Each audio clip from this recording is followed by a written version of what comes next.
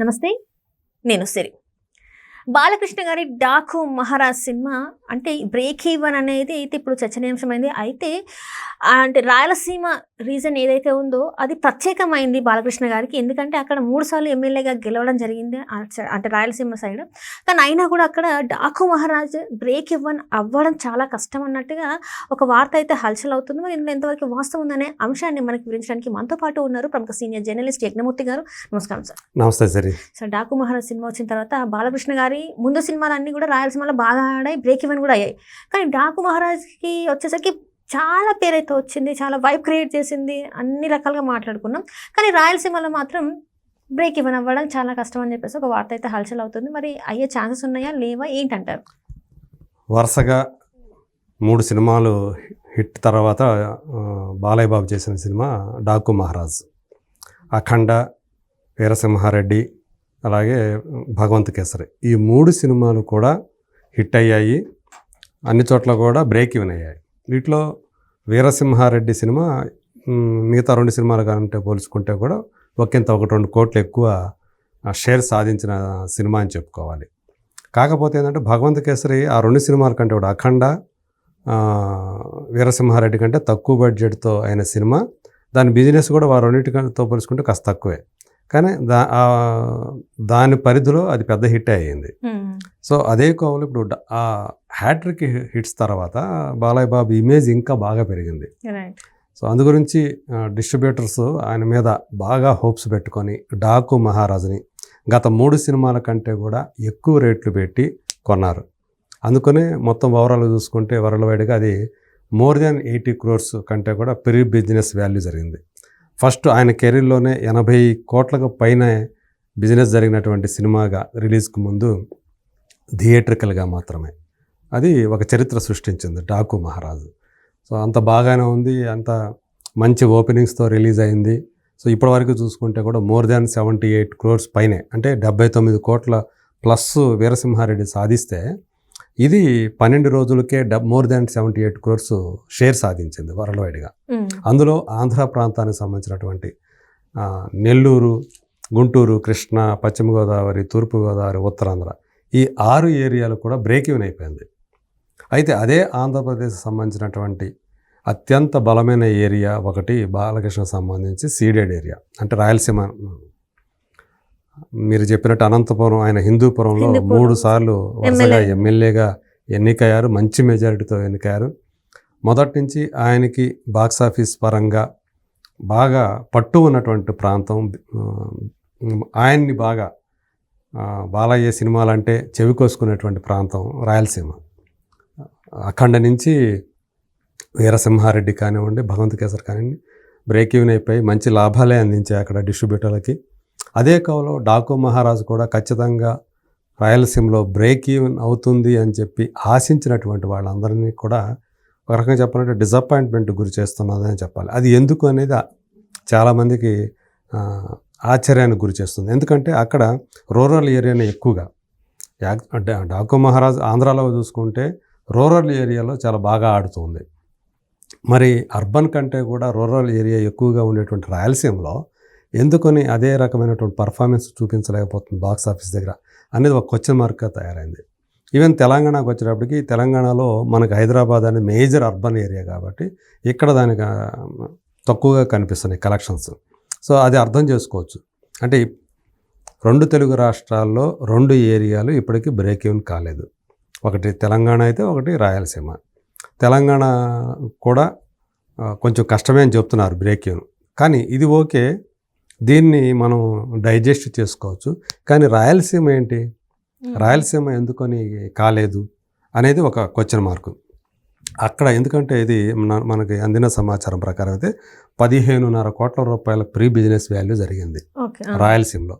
మరి ఇప్పటిదాకా దానికి వచ్చింది 12,16,00,000. అంటే ఇది నేను చెప్తుంది 12 రోజులే. నిన్నటిది కూడా వస్తే ఇంకొంచెం యాడ్ అవుతుంది. వస్తే ఒక 20 లక్షలు ఎంతో యాడ్ అయ్యే అవకాశం ఉంది. ఏమైనా 12.5 లక్షలు కూడా ఇంకా రానట్టే.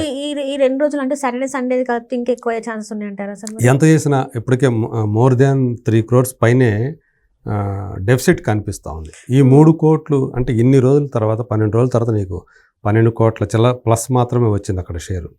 ఇక రాబోయే రోజుల్లో అంటే కంప్లీట్ పూర్తి రన్లో మహా అయితే ఇంకో ₹1 కోటి కంటే ఎక్కువ వచ్చే అవకాశాలు లేవు అనేది ట్రేడ్ వర్గాలు వేస్తున్నటువంటి ఒక అంచనా. సో ఎంత చూసుకున్నా కానీ 2 కోట్ల నుంచి 2.5 కోట్ల వరకు కూడా అక్కడ డెఫిసిట్ ఉండే అవకాశం ఉంది అనేది వాళ్ళ ప్రెడిక్షన్, ట్రేడ్ వర్గాల ప్రెడిక్షన్. మహా అయితే ఇప్పుడు 12.5 కోట్లు లేదా 13 కోట్ల వరకు వచ్చి ఆగిపోయే అవకాశాలు ఉన్నాయి అంటున్నారు. అంటే అదే ఒకవేళ వాళ్ళ ప్రెడిక్షన్ నిజమైతే 2 కోట్ల నుంచి 2.5 కోట్ల వరకు కూడా లాస్ అయ్యే అవకాశాలు ఉన్నాయి అని చెప్పేసి మనకు అందుతున్నటువంటి సమాచారం. ఓవరాల్గా చూసుకుంటే అంటే మొత్తం టోటల్గా చూసుకుంటే 133 కోట్ల వరకు కూడా దీని గ్రాస్ వచ్చిందని చెప్పేసి మనకు అందుతున్నటువంటి సమాచారం.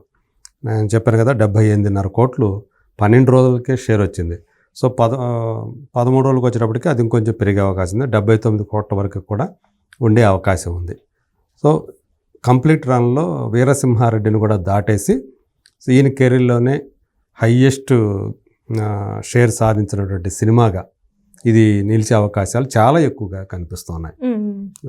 అయితే అదే ఆయనకు బాగా అచ్చు వచ్చేటువంటి ఏరియా ఏదైతే ఉందో రాయలసీమ, అది నష్టాలకు పాలవటం అనేదే ఇప్పుడు కొంచెం పెడుతున్నటువంటి అంశంగా చెప్పాలి.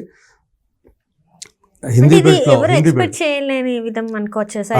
ఎందుకంటే హిందూపురంలో ఆయన సినిమాలు తీస్తున్నా, ఎమ్మెల్యేగా ఉన్నా అండ్ క్యాన్సర్ హాస్పిటల్ని చూసుకుంటున్నా కూడా అక్కడ 3 సార్లు గెలిచారు. అక్కడ ప్రజలు కూడా చాలా సంతోషంగా ఉంటారు బాలకృష్ణ గారు. కానీ సినిమా పరంగా వచ్చేసరికి ఎందుకు బ్రేక్ ఇవ్వన్ అయ్యేంత కూడా, ఎందుకంటే ఆ 3 సినిమాలు కూడా బాగా ఆడినాయి. మనం ముందు అనుకున్నట్టు అఖండ కానివ్వండి, వీరసింహారెడ్డి కానివ్వండి. వీరసింహారెడ్డి అంటే ఇక బ్యాక్ డ్రాపే రాయలసీమ అది. అందువల్ల అక్కడ చాలా బాగా ఆడింది. ఈవెన్ భగవంత్ కేసరి కూడా అక్కడ బ్రేక్ ఈవెన్ అయిపోయింది. సో ఇది కూడా మంచి హిట్ టాకే వచ్చింది, మంచి కలెక్షన్సే వస్తున్నాయి. రిమైనింగ్ ఆంధ్ర అంతా కూడా బ్రేక్ ఈవెన్ అయిపోయింది ఎక్సెప్ట్ రాయలసీమ. మరి రాయలసీమ ఒకటే ఎందుకొని కాస్త డల్గా ఉంది. అంటే మోరోవర్ మేము అనుకోవటం ఏంటంటే అక్కడ 15.5 కోట్లు పెట్టడం వల్లే ఆ లోటు ఎక్కువ కనిపిస్తూ ఉంది. కొంచెం ఎక్కువ పెట్టారు.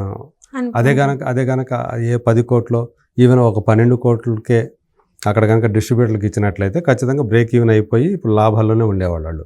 సో 15.5 కోట్లు పెట్టడం వల్లే ఈ డెఫిసిట్ అనేది కనిపిస్తూ ఉంది అని చెప్పేసి ట్రేడ్ వర్గాలు వాళ్ళు చెప్తున్నటువంటి మాట. సో ఏదేమైనప్పటికీ కూడా ఇది అంటే రాబోయే రోజులు రేపు అఖండ 2 రాబోతుంది సెప్టెంబర్లో. దానికైతే ఇది రిపీట్ అయ్యే అవకాశాలు ఉండవనేది చాలామంది నమ్ముతున్నారు. డాకు మహారాజ్ అనేది మొదటి వారం రోజుల పాటు బాగా పర్ఫామ్ చేసింది, తర్వాత డల్ అయిపోయింది. ఎందుకంటే సంక్రాంతికి వస్తున్నాం అనేది ఒక ప్రభంజనం సృష్టిస్తూ ఉండటం వల్ల, మోర్ ఓవర్ ఫ్యామిలీ ఆడియన్స్ మొత్తం కూడా అది క్యాప్చర్ చేస్తూ ఉండటం వల్ల డాకు మహారాజుకి ఎఫెక్ట్ అయింది. అది ఒక వాస్తవం. గేమ్ చేంజర్ కూడా హిట్ టాక్ వచ్చినట్లయితే కొంచెం ఇంకాస్త ఇబ్బందులు పడేది ఇది కూడా. సో గేమ్ చేంజర్ డిజాస్టర్ అవ్వటం వల్ల అది డాకు మహారాజు కూడా కొంతవరకు మేలు చేసిందని చెప్పాలి. సో ఆయనకంటూ ఒక ఫ్యాన్ బేస్ ఉంది, ఆయనకంటూ లాయల్ ఆడియన్స్ ఉన్నారు. సో బాలయ్య బాబు సినిమా అంటే ప్రస్తుతం ఆయన కెరీర్లోనే ఒక పీక్ స్టేజ్లో ఉన్నారు. అంటే ఫ్లాప్ అనేది లేకుండా కంటిన్యూగా 3 హిట్లు ఇవ్వటము. డాకు మహారాజ్ ఓపెనింగ్స్లో కూడా అదే కనిపించింది. ఇప్పుడు ఈ స్థాయి షేర్లు రావటం కూడా ఒక రకంగా చెప్పాలంటే ఒక విశేషంగానే చెప్పాలి. అంత ప్రభంజనం ఉన్నప్పటికీ కూడా సంక్రాంతి వస్తున్నాం, ఇది కొన్ని చోట్ల ఈ ఓవర్సీస్లో కూడా బ్రేక్ ఈవెన్ అయిపోయింది. ఇక్కడ మాత్రమే అవ్వలేదు. సో మరి అయ్యే ఛాన్సెస్ అయితే చాలా తక్కువ అంటున్నారు, ఇంకా లాసే కనిపిస్తుందని అంటున్నారు. Right sir, thank you so much sir. Thank you.